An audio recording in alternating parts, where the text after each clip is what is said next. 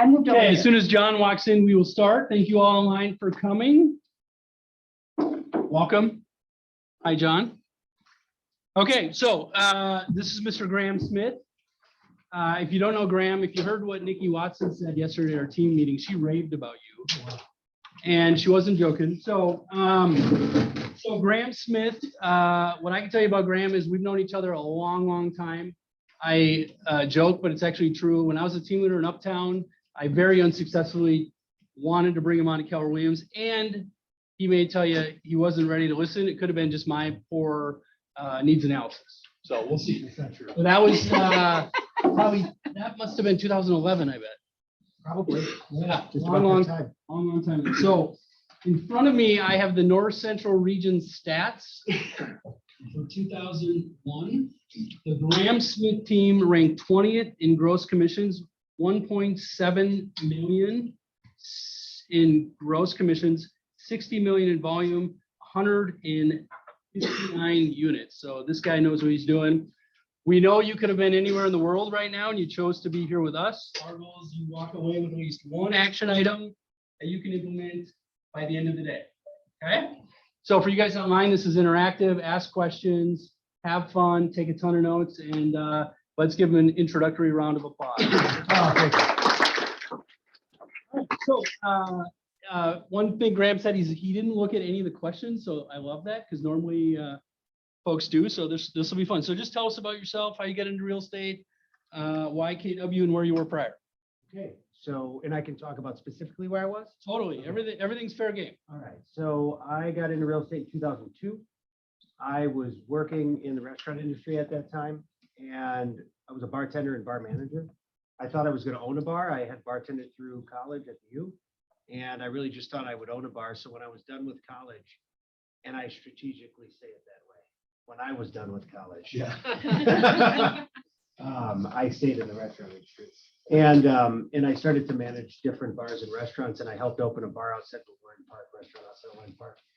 And I bought my first house back then and did well with it by accident. So I thought this might be something I should get licensed in, because maybe I could buy and sell a few of these and make a little extra money to buy a bar one day. That was really what I thought. And the moment I went to the classes at Kaplan, I think it was ProSource back then, I was like, oh my God, this is where I need to be. Like, I couldn't believe it. Just everybody it was funny because everybody in the room, they were like, why did you get into real estate? And everybody was terrified, myself included, like, oh God, we got to stand up in front of a class. And everybody's like, I got into real estate so I could help people achieve the American dream. I got into real estate so I could help my family members. And I was like, I want to make a ton of money. And then everybody was like, yeah, I want to do that too. And the instructor was like, yeah, that's why I got into it too. And I was like, okay, I think I'm in the right place. So it was really about trying to, change my life for the better at the time. What year was it? 2002.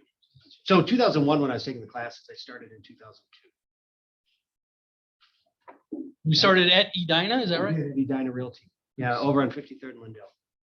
I knew Graham back then. Yeah, we knew each other. We knew of each other. We'd cross paths. I'd come to your open houses and ask you, how do you do business? And I was like, how do you get such a fancy car? Oh, yeah. Fancy clothes. You were like big time. And, whatever. Still are. No, but really, like I really dove in and would talk to folks like yourself or anybody I could to just learn the business and hold as many open houses as I could, do whatever I could, and work at Edina Realty for 13 years prior to coming here. And when you joined KW, you were doing about how much business, if I remember? So I was doing about 13 million, maybe somewhere in that neighborhood. And I had hit that ceiling a few years in a row that I couldn't seem to break through. I had tried a couple of different assistants unsuccessfully. It didn't work out. And that was totally on me, not on them. I didn't know how to hire the right people. I didn't know what that role should be. And so I started to lean on this, like the mentors and everybody at the company, for some help in how to structure out a team. And it's funny, I'm thinking of this as we're talking, and they didn't know how to do that. And so I said, could you get me some information on how to do that? They're like, yeah, that doesn't exist. And I was like, man, it'd be really nice if there was a book or something that told me how to do this. And I'm not even kidding you. In the trunk of my car sat the MRE that you gave me. And it never made it out of my trunk until around that time, and I started reading it. Yeah, and It was amazing. That really happened. That's not that. It was all crumpled up, and I could still turn most of the pages because it had been like destroyed by snow and whatever. But yeah, I had started reading that, and there it was, and it was really surprising to me that the folks that were the powers that be at that company were not aware of the book. They didn't even really know it existed. And it's not like Keller was new at that moment. They had been around. So. Well, and again, great company, it just wasn't a fit, didn't work for you at the time. I think I remember that they gave you a couple, like, give me a couple months or something, they said. Oh, totally. Yeah, they were great in that respect. They were trying. They set me up with a coach, a business coach. And then I started to talk with Jake at that time. And so when I would meet with the business coach, I would share some of the things Jake was telling me. And the business coach was like, oh man, that's a great idea. And that was really happening. And then my manager at the time, who was awesome guy. He was really doing his best to try to help me out. And he put together a lot of different articles and resources for me to look at on how to build a team. And almost half of them were written by Keller Williams agents. And I thought, well, that's really unique. I told you I was talking to that company. Did you not want me here? Like, are you trying to push me out? You're giving me literature from that company on how to build a team. So everything just kept coming back here, that the answers I was looking for were here. So that's when I got serious about it. Yeah. So we joined, and then what? I mean, to summarize the last then 8-9 years, however long it's been, now doing 60 million. I would say that if anybody's watching this and thinking about making a move to this company or any company, that move is challenging. So just be prepared for that. I wasn't prepared for how challenging that would be. There were a lot of different things. There were a lot of things that were taken care of for you at the old brokerage that you had to take care of yourself that I wasn't prepared for. So the transition was tough. I didn't know I had to have my own signs designed. I didn't know that there was no like accessible marketing material for me to take to a listing. I had become very accustomed to having that all taken care of for me. So I had to quickly create things. And so that was challenging. Within the first year, though, we did 25 million. Maybe it was 20. It was about 20 or 25. And then we've grown every year. And then we've hit our new ceiling here for the past 2 years between 61 and 65 million. In case people are wondering, what's the makeup of the organization now? So historically, what we've been is myself as the lead listing agent, Dave Bielke as our lead buyer agent. Dave has a buyer showing assistant, and I have a listing assistant, and then operations folks. And how many ops? So where we're at right now, we've traditionally had one. We have right now, though, we've front loaded a lot. So Dave has 2 buyer showing assistants right now. I have another listing agent in training and a listing transaction coordinator kind of guy. And then we have an ISA and 2 op people. So our goal for this year is much different than last. We were trying to crack through that number with the skeleton crew and, see how much we could possibly close ourselves. Mm-hmm. And then we've hit that ceiling twice now. Julie, we'll get to you in a second. So what's, and we are recording. So what's the goal this year? 250 transactions and 90 million. So from 159 to 250, and then from 60 to 90. Yeah. Nice. Anybody doubt he's going to do that?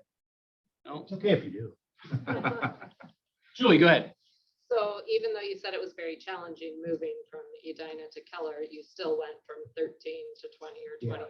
Yeah, So, and that was ordering signs and doing everything else. So what was the difference for you? I plugged right in right away. That's a great question. I plugged in right away, and I really came here with an open mind that I was going to just drink everything in, right? I hate the Kool-Aid analogy. By the way, sidetrack. What did everybody say about this company back then? What did you ever hear the critique about what Keller Williams was? A cult? Okay, besides a cult, what else were we? A multi-level marketing scheme. That's what everybody said.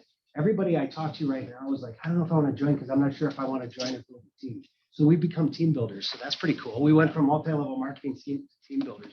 But everybody said that, right? Everybody said that's a multi-level marketing scheme. So I was my hairs were up. I wasn't sure. When I joined, the amount of Facebook posts that I got from people around the United States, I literally walked into Jake's office and said, did I just join a cult? What the hell is this? I remember. This is crazy. But I was a little bit nervous, but I said, I'm just going to take it in. I wasn't accustomed to accountability groups. I was certainly not accustomed to scripting. I was certainly not accustomed to any sort of coaching. That was not in my, I mean, people were talking about vision boards and I was like, oh my God, what is this place? I thought it, I thought it was crazy. And I was like, I'm just, okay, just do it, just do it. And I really drank it in, and that's what I would attribute the success to. It's all to that. All of those things are part of my daily practice now. All of them, including vision boards, which I couldn't believe it. I think we're on our 3rd year at my house of doing vision boards, my wife and kids. So yeah, that was something I would have laughed at for most of my life. And now I can't believe the things on that vision board that have come true. I can't believe it. So what's the lesson there for everyone in the room? Do a vision board. Your kid. There you go. Don't reinvent the He wheel. was open-minded. His timing was right. I mean, you got to a point where, I need to do something different, right? Totally. I mean, and to lead up to that too, backtrack that a little bit. That didn't happen overnight. So I've told this story before. Maybe you've heard it, but when I was about 39 years old, my mother-in-law got diagnosed with terminal cancer. And I went through this whole kind of first of, I'm sure, many midlife crises that I will go through. That was years ago. Coming up on another big one.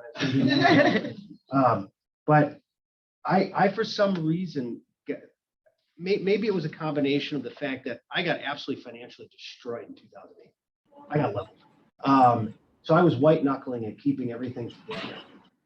And we were finally making a decent income, had money in the bank, things paid off. So maybe it was a combination of, the terminal cancer. Maybe it was a combination of having some breathing room, but I took a breath and had a panic attack. And I thought I ended up in the hospital. That year I was working all by myself, no assistant. I think I closed 67 transactions and I didn't have a minute to do anything but work. People were dragging at me at every space possible. And I ended up in the hospital thinking I had a heart attack. So I immediately was like, I got to do something different here. And honest to God, a doctor put me on some anti-anxiety medication and I'd never taken anything like that. And for those of you that also know me, I don't drink. I haven't drank in over 20 years. I love alcohol and substances. And so they gave me that. I was like, oh, this is awesome. And I was like, 1, let's say 5. I never actually, but I thought about it. But I also realized quickly, like, this is not a way to maintain my anxiety. This is not good. I had to figure other things out. And part of what I had to figure out, and so I didn't continue taking that. I found exercise and meditation and all sorts of other things. This was the start of my journey to be open to new ideas, is my point. This is when I started to look around at how do I build a team, because this isn't sustainable for the rest of my life. I can't manage this by myself for the rest of my life. Even at this level, if it didn't grow one bit, I don't want to be working like this for the rest of my life. And so that's when I started to open up my mind to how can we do this in a different way. And then that led about a 3-year journey to find Keller. So it didn't happen immediately for me. So the lesson there is you have to work yourself into the emergency room. Yeah. Before good things happen. Yeah. No, it's not. Again, feel free to ask questions as we go here. It's a casual environment. So what's one of the questions I like to ask? So let's talk systems, 33 touch follow-up events. What's working really well. One of the things John told me to ask in preparation for these, which I probably asked in the email you didn't read, is what are you really good at that we can all learn from you from? Dave on my team said this the other day as we sat in a listing by appointment together. And I think this encompasses everybody on my team. Nobody on our team is great at a lot of things, but everybody's great at 1 or 2 things. And that's where everybody's at on the team. That's why we have buyer agents, seller agents, and operations people. That's why we have an ISA. My greatest skill is my relationship with my database, period. It's my relationship and my willingness to call them every single day and interact with them on a quarterly basis through a phone call, whether that's talking to them or leaving a voicemail, and not having any fear of rejection in that respect. I really don't have any fear of that. Before you came to Keller, were you doing that? Were you Not in a systemic way like I do now, but Okay. the answer is yes. Mhm. I actually got turned on to Brian Buffini's system early So I saw the importance of the phone call and the handwritten letter, but I certainly wasn't making a quarterly phone call. Sure. You know, definitely an annual, potentially two. Absolute callbacks, you know, all of that, but which I still suffer from a little bit, but I would say that that is the lead generation is absolutely hands down the best thing that I do. So it's a quarterly call. If I'm in the database because our kids went to school together. Yeah, absolutely. You're gonna get the call from me, and I'm gonna leave you a voice message because the vast majority of people don't answer. So I'll leave the voicemail for Kim. What's the voicemail? Hey, Kim, how you doing? It's Graham from Keller Williams. I hope you're doing great. I haven't talked to you for a while. I hope the family's doing well. Let me know if you need anything at all, or if you know anybody looking that I can help in the market this quarter. We're meeting a lot of people right now getting out there. It's super exciting. But more importantly, I'd just love to catch up. And no sweat if you're too busy. I know how busy everybody is. I hope you're well. I'll talk to you later. Right there. Everyone can make that call. Everybody can. And I will tell you, I can't even count right now. I could if I prepared, but I can't even count right now how many people have called me to list or sell or give me a referral that have never talked to me in 10 years that I've left voicemails for. Over. And I really do. I'm like, God, I wonder if they just hate me. I know they're sending me the voicemail. It just ends, you know? So you guys remember what Jake said last week? The voicemail is the relationship. I told him that. So so to that point, Graham, do you ever send texts instead? I send text in addition, not instead. Okay. So the phone call is an absolute. The texts, the social media, any of the other stuff, the emails is an addition to. The voicemail is the anchor. The voice to voice is the anchor. And I would put it this way. So there's a lot of talk, and rightfully so, about having a powerful social media presence out there. And I think one of the things a lot of agents mistake is that should be the beginning of the end of my marketing to my sphere or out to the world. If you're really good at making great reels, or you're really good at making great Facebook posts, you're going to attract people. Okay. But if you don't have a system to bring those people in and create a deep relationship with them, they're going to go to the next person who's better than you at making reels and Facebook posts. And guess what? None of us are getting any younger. It's not going to work forever. Right. But it's that deep relationship. Your database, if you're talking to your database, I can't crack that. I might get one or two of your people, but I can't make any dent in it. Zillow can't make any dent in it. Nobody can, and you can't in mine, unless we're not interacting. You know, so there's nothing more powerful than that voice-to-voice conversation and all the other stuff.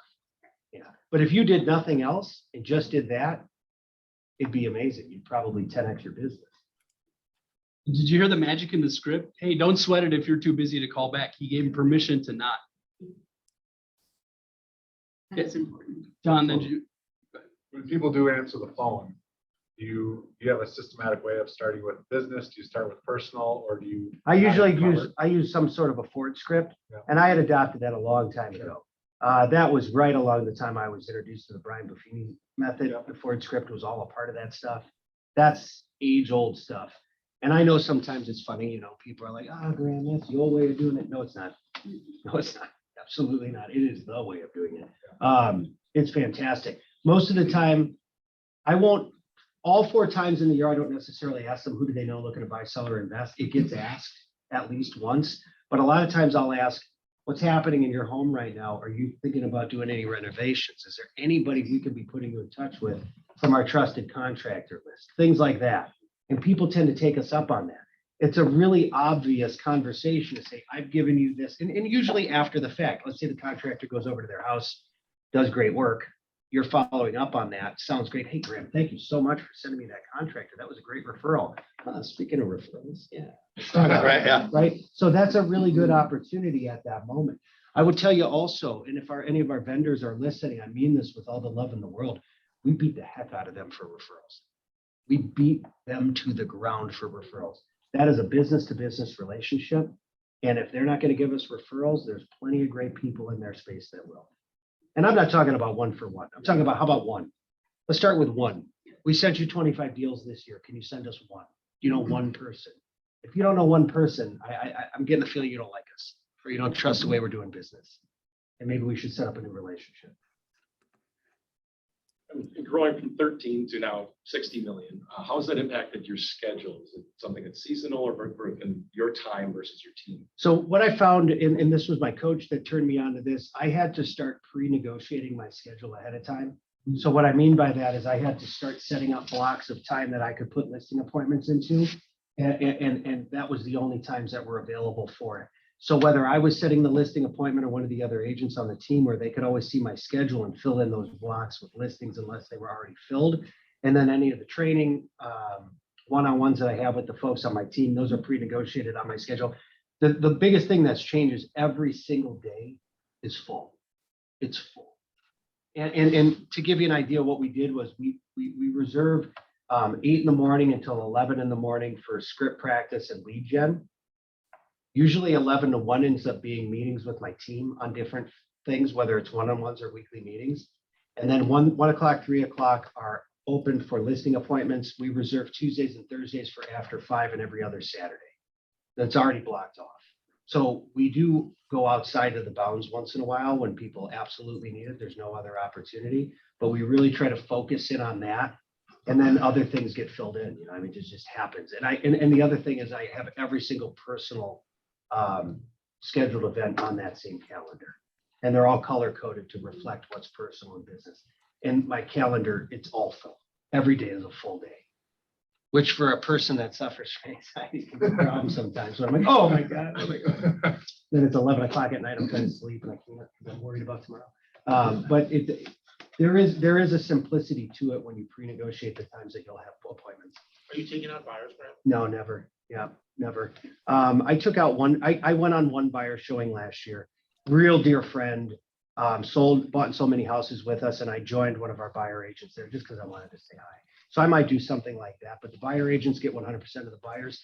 For me, in my opinion, I think that's the only way to do it. If you're going to have buyer agents that are dedicated to you and dedicated to the team and the system and are dedicated and making sure they give all their listings to the list side, you have to give all your buyers away. You cannot cherry pick them. And that was terrifying to me in the beginning. I was just going to ask, how was that in the beginning and how did you officially make the move to that? I just jumped in. I was still in a good mindset of, all right, I'm just going to make it work. That's what they said to do. So I'm going to do it. But in the back of my head, I was worried about it. There were times when people were like, but I called you. I wanted to work with you, So we came up with scripts and things to say leading up to that and explaining how the team worked to minimize those objections. And then when there were the objections, scripts to say about those objections to make the handoff. I used to, in the beginning, meet with the buyer agent and the client at our office. And then that slowly went away to just referring them to the buyer agent where they take it and run with it.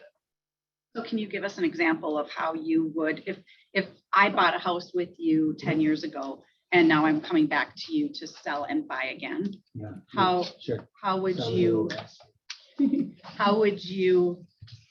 if I said, hey, Graham, I really want you to take me out to go and look at houses? I totally appreciate that. And I want you to know that I'm going to be involved in the transaction. I'm involved in every single transaction. What we've done on the team here is Dave and Tim and Jill, they handle all of our buyer needs because they are awesome. Honest to God, if I was buying a house right now, I would have them represent me. That's how good they are. And so I'm going to have them meet with you for the buyer consultation part. Just know though, that I'm going to be seeing the house as you're seeing. Dave and I are going to be talking about strategy on how to get the best deal possible. And if you have any questions about it, you can always call me.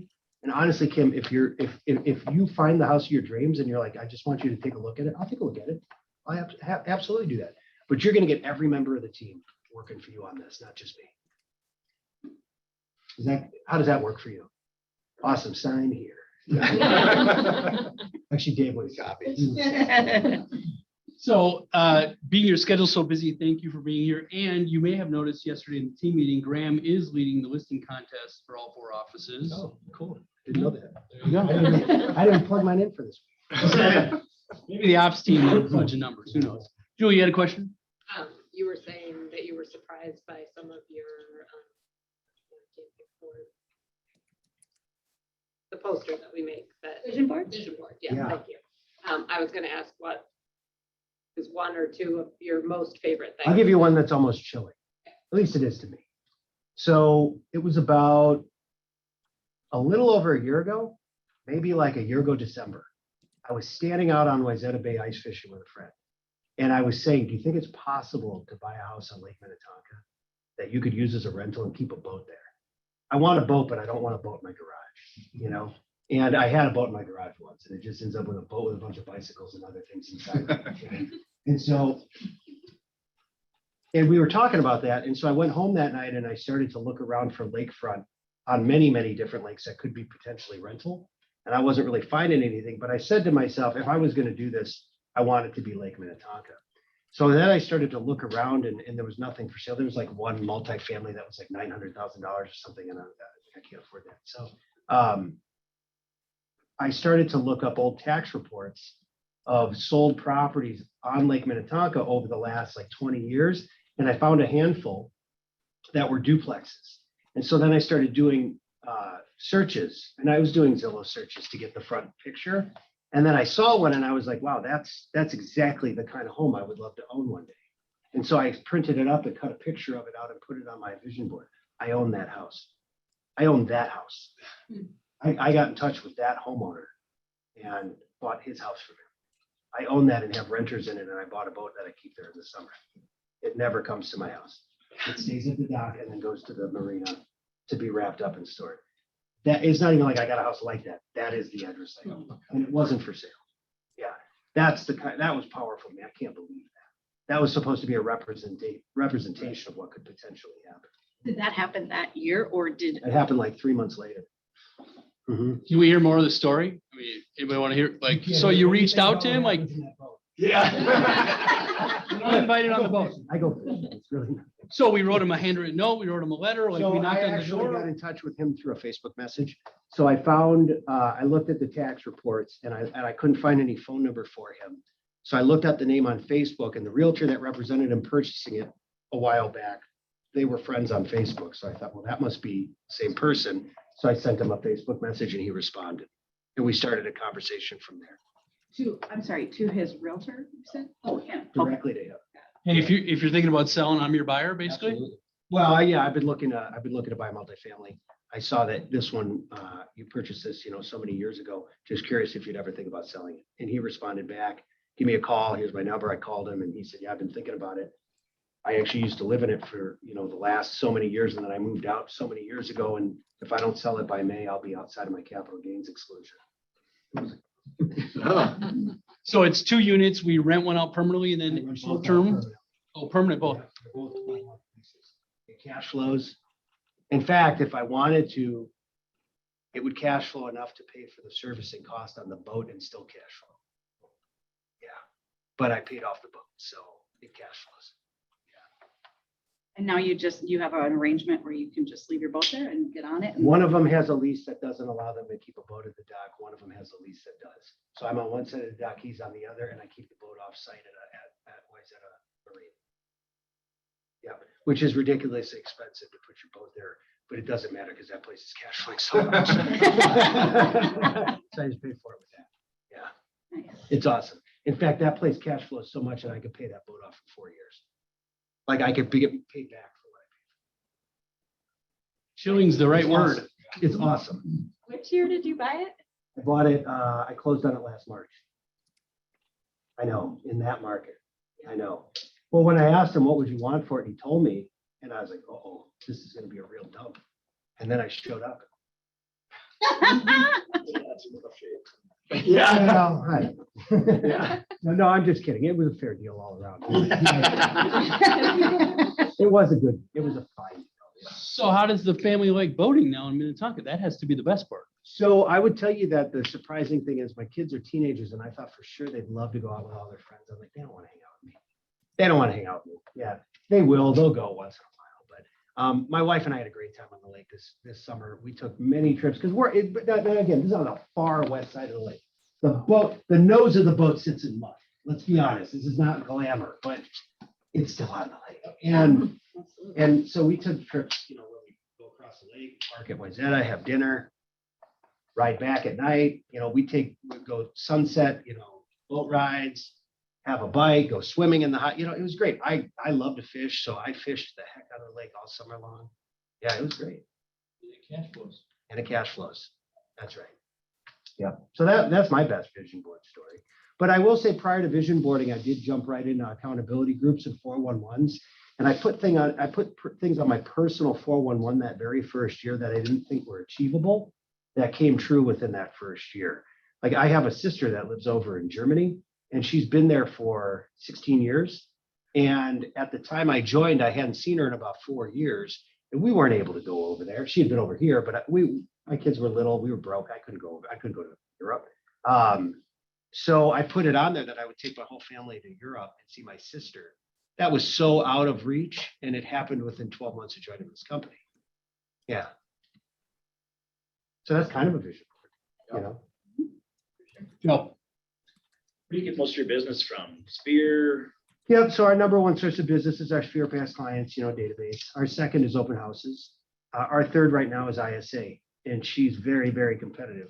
She would like to be 2 or 1, and I would love her to be 2 or 1. That'd be awesome. Although there's going to be overlap because we do have her calling our database now, as well as me calling it and everybody else, but she does that too. What would a typical day look like for an ISA? So for her, she's contacting canceled, expired, for sale by owners database, circle prospecting. Those are the big 5. There's some other things we've talked about getting into, but those are the big 5. So she'll circle prospect around our new sales, our new listings, and our open houses. She'll call our database on a Ford, not Ford, the DTD2, 2 letters. And then she'll call every single canceled, expired, for sale by owner that's not on the do not call list. All 3 of them? All 3. Right. Everything sells. And what, we're using like Vulcan 7 or what do we use? She's using Land Voice and Mojo. We haven't found anything that's, the one size fits all, and maybe we just didn't see it yet. Maybe it exists, but she does everything from there, plus Facebook stalking, plus, she's really good at trying to find people.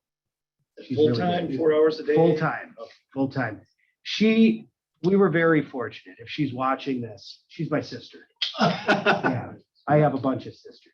A lot. And no brothers. Yeah, it's funny. But, it was really strange. Sidebar, I was the only boy on both sides of the family. It was all women, and I was the oldest too.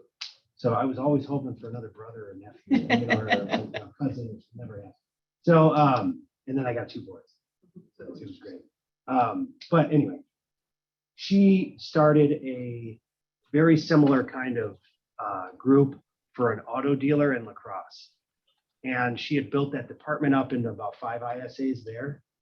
And we were talking all the time about what that looked like and how she measured things. So we were talking about that for the whole time. Like, do you think that you could do this in my industry? What would it look like? And then when the right time was there, she took the leap and now she's running the ISA. And we're currently talking about what threshold do we have to pass before ISA number 2 gets hired? Because we will get there. Where did you start with that ISA in your business? What time, or what? She started a year and a half ago, so this is still Okay. kind of new for us. All right, Yeah. so Salary plus commission? Salary commission? plus commission. Yeah, okay. She gets a base plus 10% of every closed transaction. You said that open houses are good for you Mhm. as well. What do you think that you do well at open houses to convert? I would say the very first thing that we do well is that we go into the mindset of the open house that this is going to be a fun day. You got to start there. If the mindset is I don't want to be here today, yeah, you're off to the wrong start. Secondly, we have a system that we implement. So on Fridays, all the directional signs go out, and it's pretty obnoxious. They get stepped into the neighborhood. We blow up the neighborhood, the signs, and then there's a shingle that says open Saturday or Sunday from the time hung on the sign, just in case somebody drives in and then they see it. We want massive exposure for the neighborhood. We door knock, and I can say that we're not 100% on that. We're still failing forward on that one. We door knock as best as we can to invite folks. The ISA calls everybody in the neighborhood to invite them. And so we have very specific things that go out to the neighborhood and to the area to attract as many people. And when we door knock, we use the ugliest flyer you've ever seen. It's like, Day-Glo paper, and we stick it in the door. So it's obnoxious and you can't miss it, but it's inviting the neighbors to come see the house. So we do get sometimes people are coming to the door like with that, like it's an invitation, like, can I come in? Yeah. And so the other thing we do is that You know, we go into that open house with the mindset that there is one goal for that open house. And it is to sign buyers and sellers. That's it. If we find somebody that would like to buy the house, we're absolutely all over it. We're gonna make it happen. But it is to meet new clients. Do you have more than one agent working in it, or do you bring it up? Yeah, so that's a great question. So sometimes it's more than one agent, but this time of year, that's hard because we'd be spread too thin. We need people in different places showing and whatnot. So we'll often partner with our lenders and ask them to come and join us and be at the house. And we actually ask them to script with us at times, because what I found is the vast majority of people in sales, it doesn't matter what industry you're in, they don't do scripts. They don't close. It is absolutely servicing files. And when you start, we've had to go and really work with our lenders a lot over the years, because they've been, well, gosh, you know, they already have a realtor. Like, yeah, they already have a loan officer too. Don't you think we stop there? Come on, man. You need to ask if they can get a second opinion. And so we script with them on the open houses too, on how we handle that. What do we say at the open house? How do we try to set the appointment right there, as opposed to follow up on everybody? You know, sure, there's people to follow up with, but we try to set the appointment right there when we can. Are they usually Zoom appointments, or do you get them in? Lately, we're coming more and more to the office, but yeah, the last 2 years have been a lot of Zoom because of pandemic. And I don't dislike Zoom. I like it. I mean, it's quite efficient. You can do a lot of appointments that way, but there is something powerful about the face-to-face. Let's talk about the market of the moment. What are you guys doing to win? Strategy as far as multiple offers, et cetera. So when it comes to the buy side, the real power is in the buyer consultation. You have to talk about what's happening in the market with buyers at that point to start to get them accustomed to it and give options as to how they can respond to it.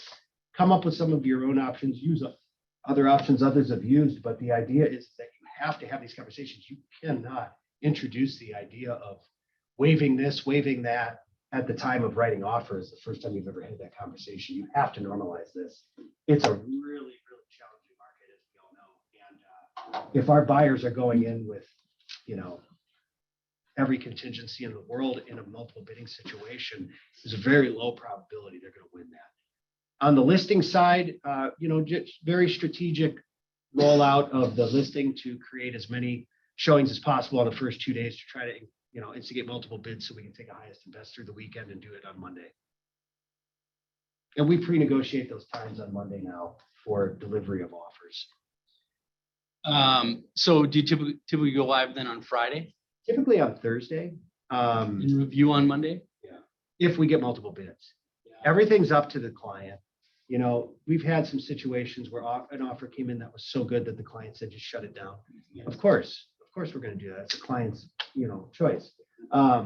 Most people want to go through the weekend, especially if you've got 30 showings set up in the next 24 hours. It's very hard to shut that down. It's really hard to shut that down. And that's not me telling the client that. It's really hard for the client to shut that down. Are you disclosing that in agent remarks? Because you know the people we're dealing with, right?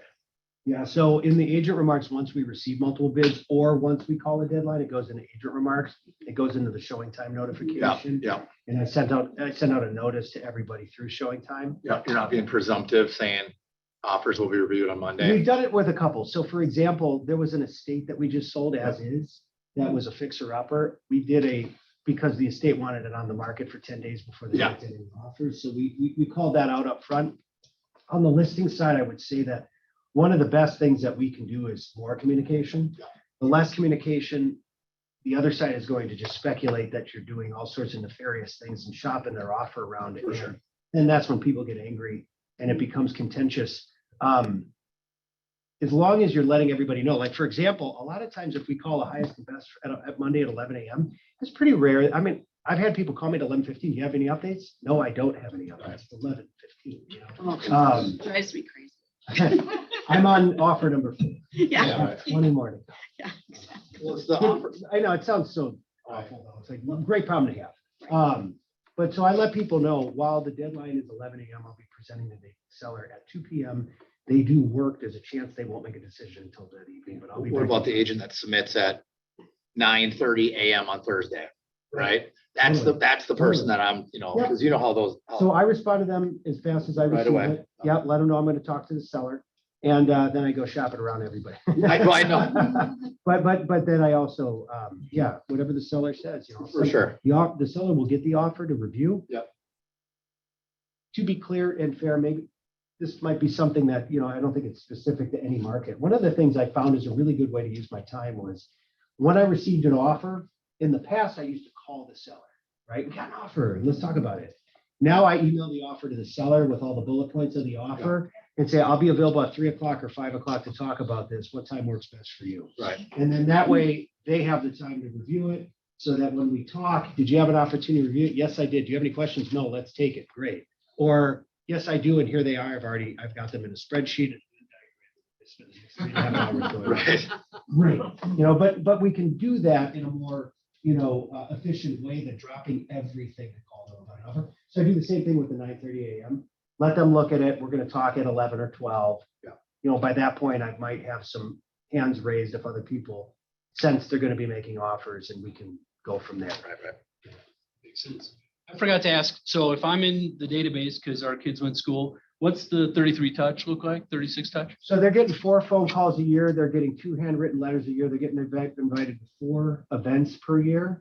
They're getting so we used to do the monthly newsletter. And then we upped it during the beginning of COVID when everybody was at home to the weekly newsletter. And now we do every other week. So it is what it is, right? And it's designed by my team.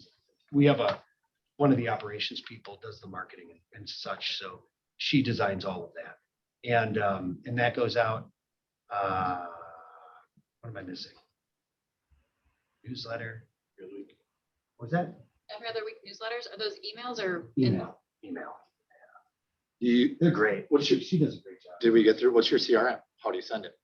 So they send through MailChimp. Yep. Yep. But we're just using command. Perry loves that answer. I got to tell you, I've adopted it. I was an early adopter to it, not because it's great, because it's clunky. It's gotten way better, way better over the last few years. But I knew this when I used Total Expert, and I knew it when I used other places. They own my data. They're selling that, right? That's the strongest reason for me to use command is that data is ours.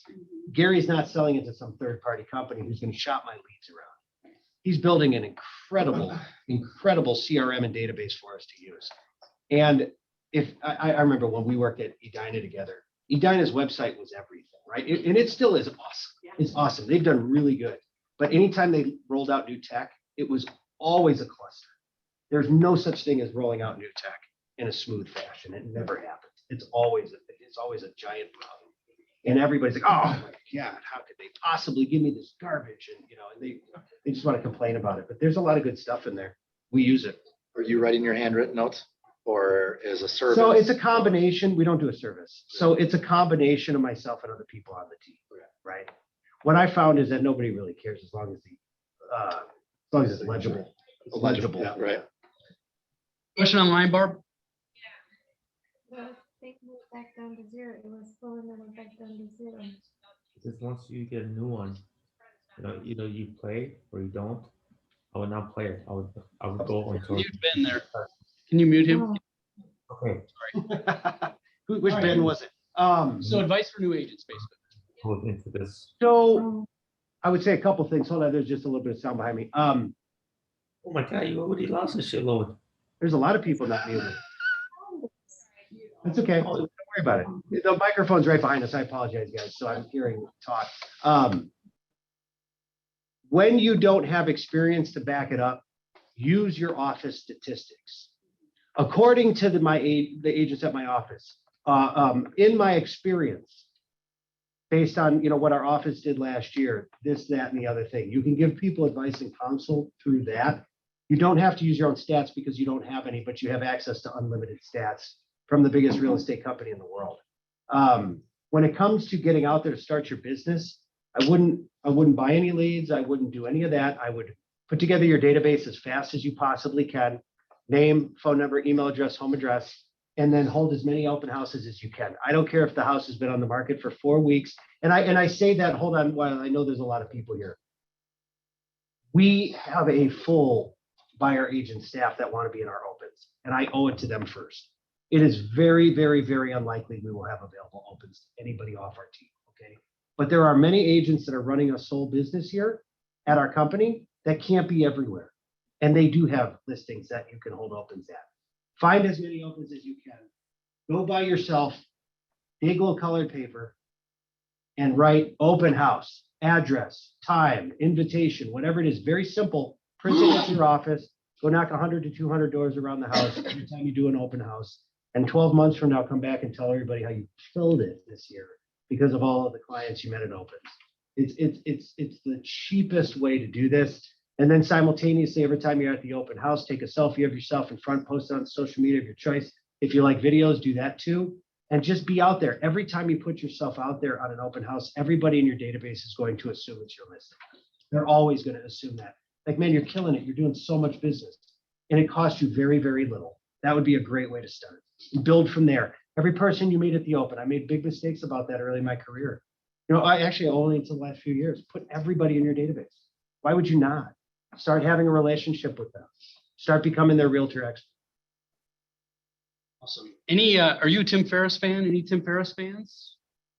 Okay, so I'm gonna ask you a couple of questions from Tribe of Mentors, one of his best books. So, all right, so how has failure or apparent failure set you up for later success? Do you have a favorite failure in your life? There's so many to choose from. I know. Isn't that the It is truth? true. I was gonna say going to the hospital.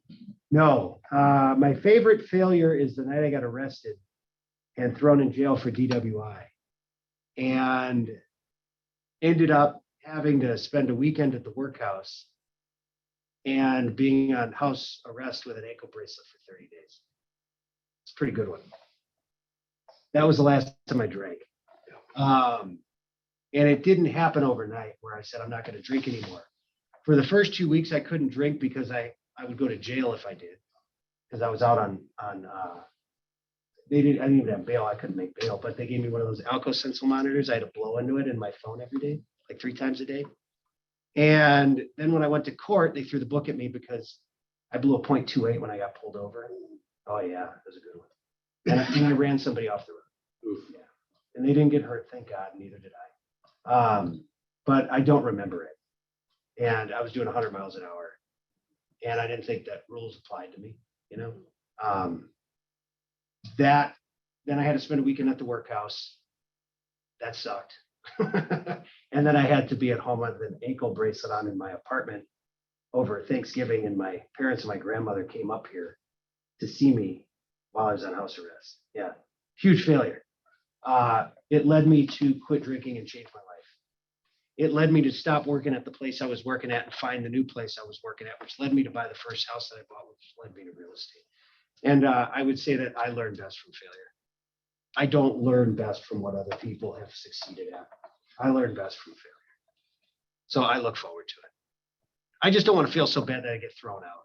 You know, one other thing I would say on that, I think about this when I think about Bold. When I first started here and we went to Bold, there was a lot of consequences for fouls. That's not the case anymore. Sorry, guys. If I didn't like Bold, maybe Bold's watching or somebody else. I loved that. And so now you hear people like, oh, foul, you know, what do you mean? I had to take my kid to the doctor. Yeah, you had to take your kid to the doctor. And I really think about it this way. Think about NBA basketball. How many fouls do you have to get before you get fouled out? How many fouls does the average player get per game? Yeah, 4 or 5, right? That's right. How many great players don't get any fouls per game? 0. Fouls are a part of the game. Yeah, that's a foul that you had to take your kid. You're supposed to take your kid. You take the foul. Sometimes people purposely take the foul to stop the basket, right? That's part of the game. But you have to have consequences. You just don't want to get fouled out, right? I don't want to feel so bad that I get, leveled that I can't move forward, but I'm not afraid of failure. Nice. Keep peppering with questions if you guys got any. Yeah, Barb? What is the easiest way for someone to subscribe to your newsletter? I bet you that's somebody on my team asking that. Yeah. I don't have any idea. You should email me at grahamsmith@kw.com and I will give you that answer. Yeah. Alyssa. I don't know. I honestly don't know how we do that. Yeah. Joe, Contacts in your database, and then do you know what your ratio is for those contacts to transaction? So I have 2,200 contacts in my database. If we take the databases of everybody else on the team as well, we're around 7,000.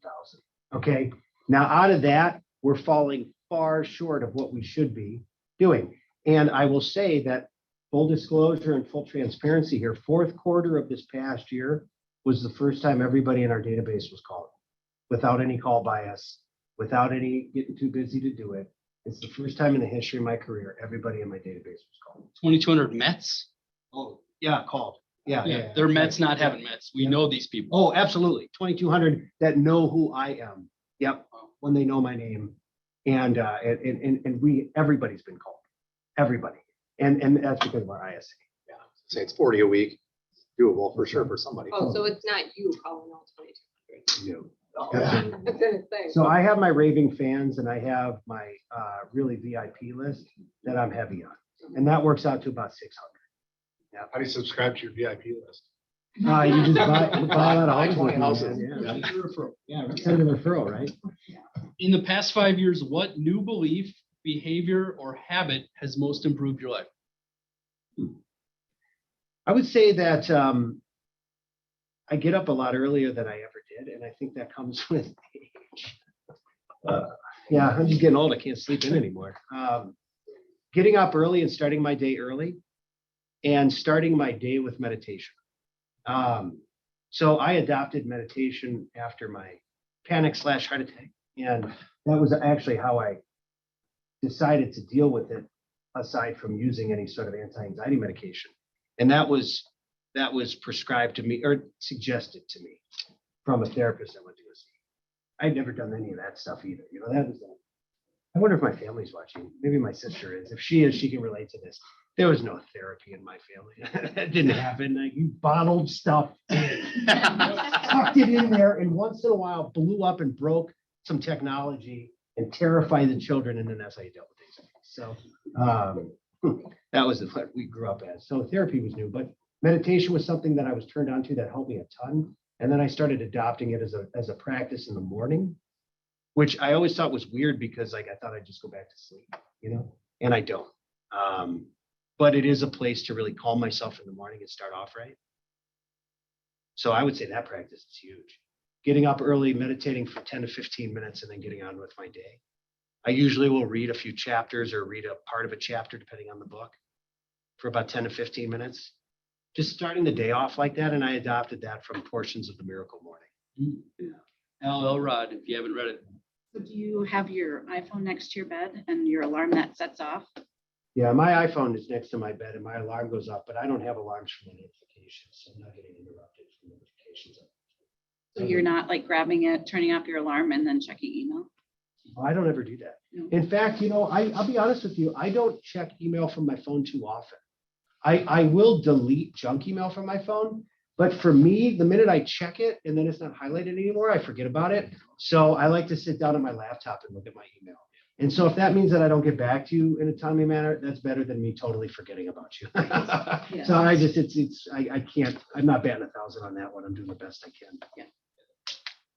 More questions? All right, I'll just keep going.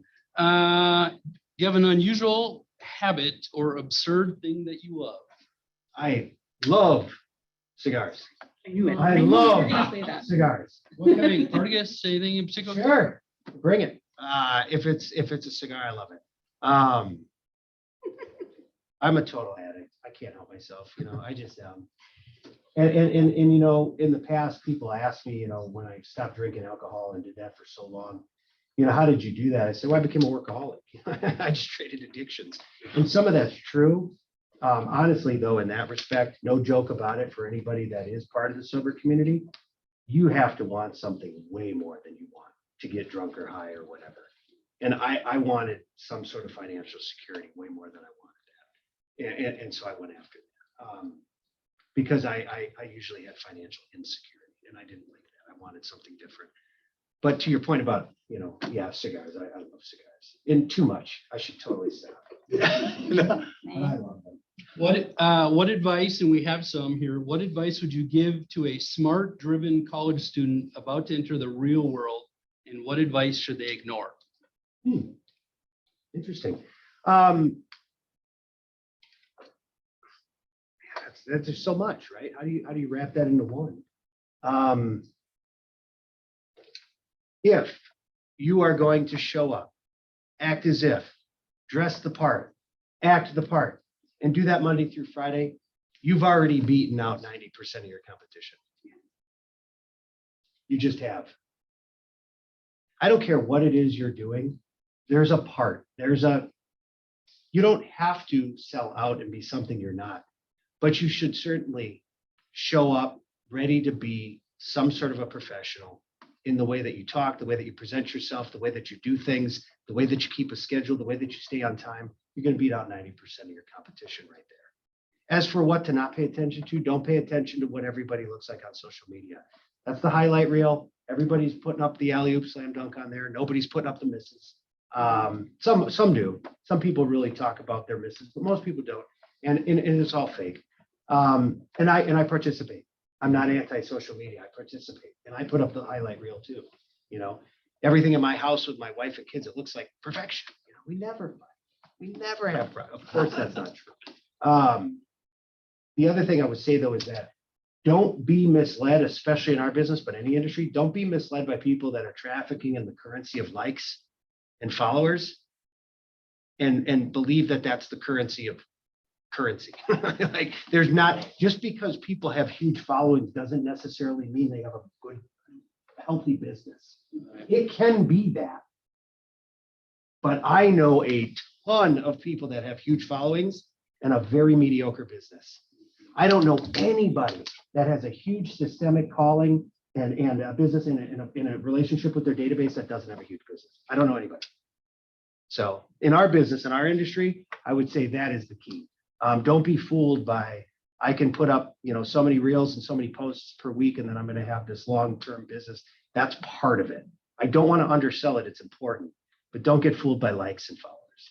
That doesn't necessarily mean good business. Barb.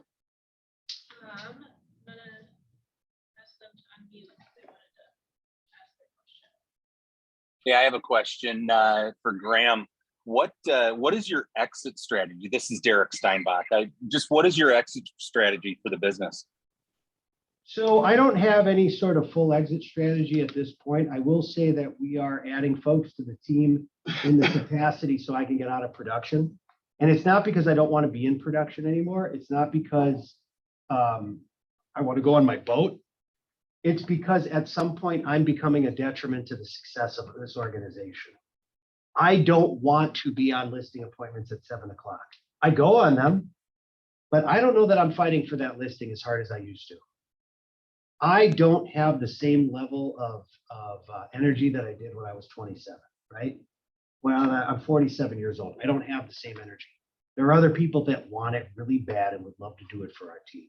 And they will be able to convert at a higher rate, and they will be more relevant than me eventually. Not yet, but eventually.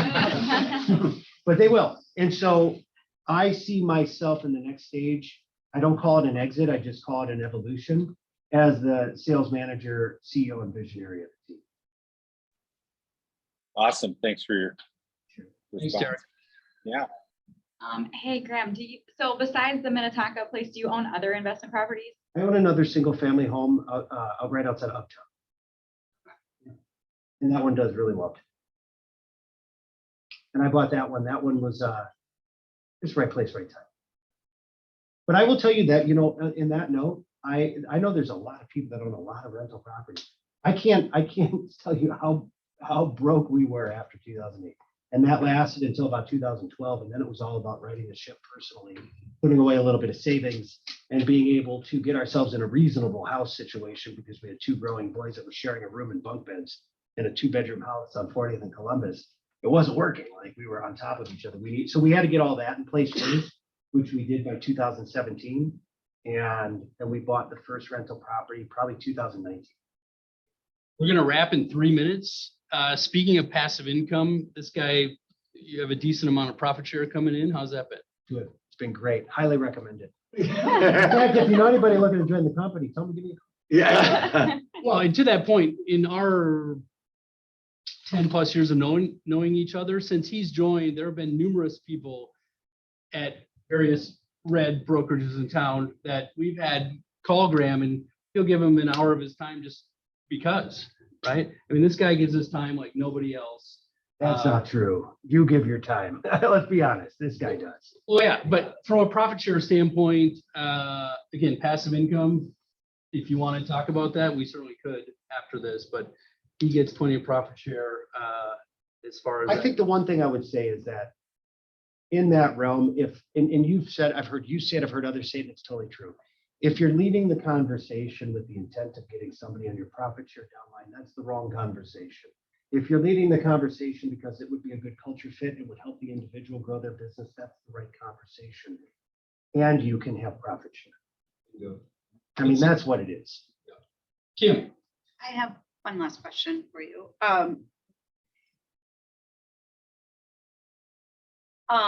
So your team, the Graham Smith team, what is your value proposition for your team members? Why do they stay with you? Why has David Yelke been on your team as long as he has? For one thing, David and I are cut from the same cloth, and the fact that we're both competitive individuals and we have a real grinder mentality of kind of working, so we work in a similar fashion. The value proposition that we've developed over the last few years is, for one, we want to attract like-minded people. You know, if you're not competitive, if you're not money motivated, if you don't see that as part of the reason you would do this business, I don't know that we're speaking the same language. There's nothing wrong with the fact that we don't speak the same language either. I'm not suggesting that. I'm just saying that I'm not really going to know how to best lead you, right? So that's one of the things we attract like kind. Two, I would say that because we do promise so many leads per month, we do promise mentorship. We have 3-day-a-week script practicing that I lead. We have direct hands-on access to me, and Dave and other people on the team. We take care of all, just like any team would at this size. We take care of all of the transactions. We burden all of the fixed cost of expenses of marketing and everything else. We are making it easy for you to come to this team. We'll teach you how to interact with your database so you can have meaningful conversations with them about real estate. Bring them into the fold as well. Should you choose to, not mandatory, you can have our ISA contact your database. Understand that if they, create leads, that comes out of your end. But so that's up to you. But we create this system that you can come in here and focus on what you do best. You set up appointments, you build relationships, and you close deals. And that's really what the team is about. And I heard somebody else say this the other day from our office. His name's Justin Shepard. He's on Trey Adams' team, the signature team.